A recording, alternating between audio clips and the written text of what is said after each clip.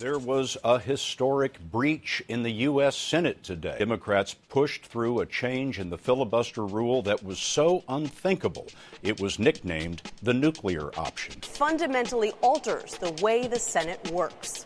Leader Reid, won't this come back to bite you when you're in the minority? What if they have a nominee you think is unsuitable? What I said on the floor, what I've told each of you, this is the way it has to be. The Senate has changed. The vote made good on something Democrats had long threatened and Republicans were powerless to stop. Their leader warned Democrats will regret the power grab. President Obama hailed the vote. The vote today, I think, is an indication that enough is enough. The American people's business is far too important to keep falling prey day after day to Washington politics. Ladies and gentlemen, this is the Brock Wally program. My name is Brock Wally. I am your fearless host. Every day is Christmas since Trump is president-elect.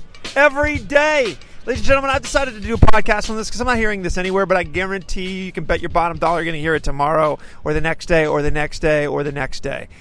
And that is that the Democrats, when in complete power, shoved through the nuclear deal.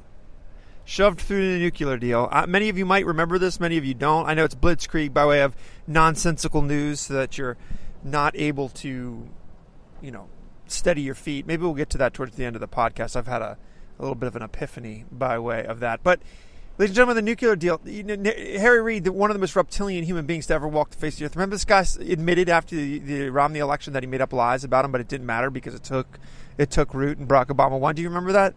Do you remember he was like, it looked like he went 3 rounds with his pit bull and he had his black eye and his glasses on. It was like, I don't know, he fell off his meds or something like that.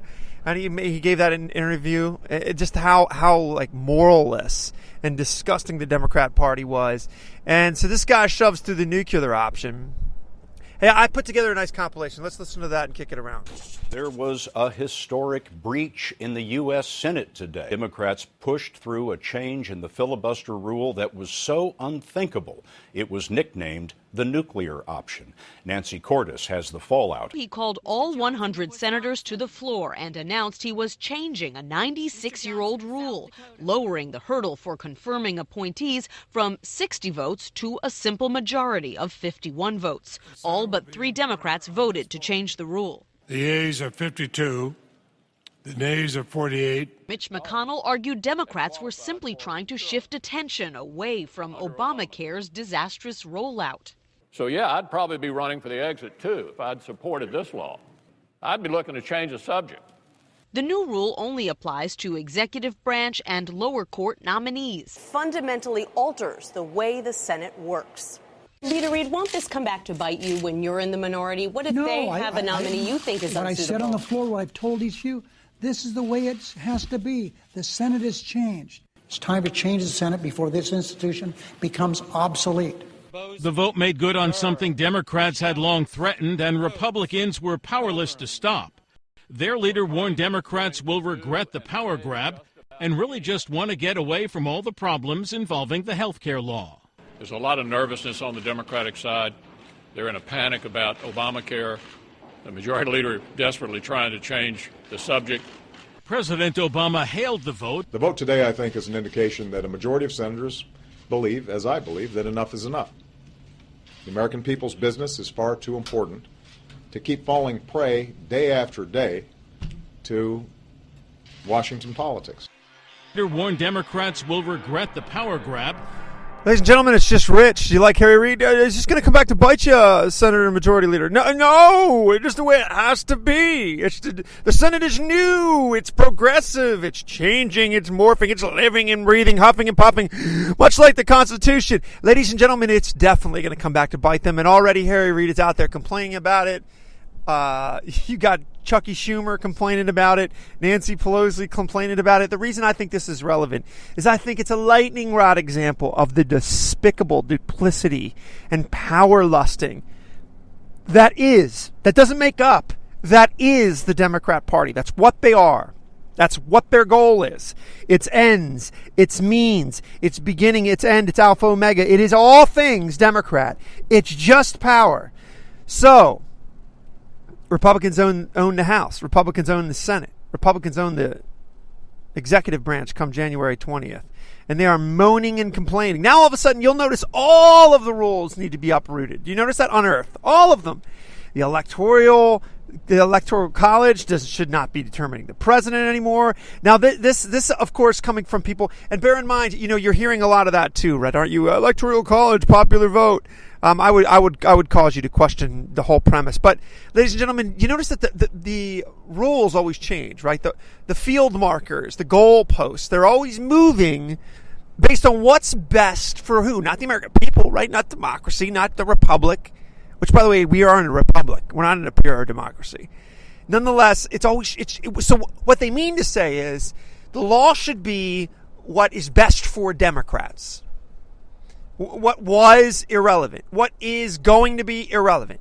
What's best for Democrats to maintain power, to continue to legislate, that's what we want. That's all they're saying. Translation.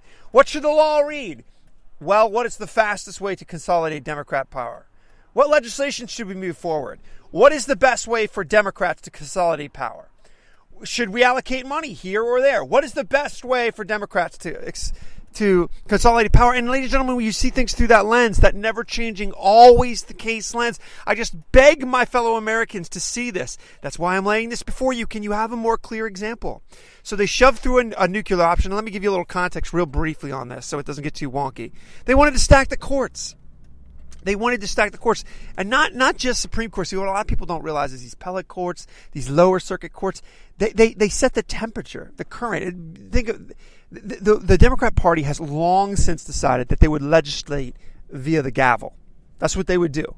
They would legislate during the gavel so they didn't have to deal with the ballot box. Because oftentimes the left now they're projecting that stuff, right? They're always talking about the right being extreme right. Do you ever hear anybody say extreme left? Who's extreme left? Is Noam Chomsky extreme left? Who's extreme left? All you hear about is Donald Trump's nominees are too extreme for the mainstream. Well, again, what is the mainstream? Democrat, right? What the Democrats desire is the mainstream. Do you ever hear anybody on the Democrat side say, oh man, Bernie Sanders is a full-fledged socialist. Is that extreme left? No, it's not extreme left. It's the heartbeat of the Democratic Marxist Party. Nonetheless, they wanted to pack the lower court. They wanted to pack the courts. Then what do you know? There was resistance from, an opposition party. Nightmarish. We can't have this. The state of our republic and democracy hangs in the wind, so says Harry Reid. So we're going to push the nuclear button. We're going to push the nuclear option, which means you can shove through with a simple majority and not the 60 votes needed. All of a sudden, the Democrats lose and found themselves out of power, and this is a Chicken Little sky is falling. This is a catastrophe. The reason I'm pointing it out to you is because this is the Democrat Party. It can't be any more clear. Ladies and gentlemen, you got a fight on your hands. You've won the election, but they don't care about law. They don't care about precedent. They don't care about any of that. They care about power. And you'll need to fight for it. Thank you for listening to the Brock Lawley program. Democrats will regret the power grab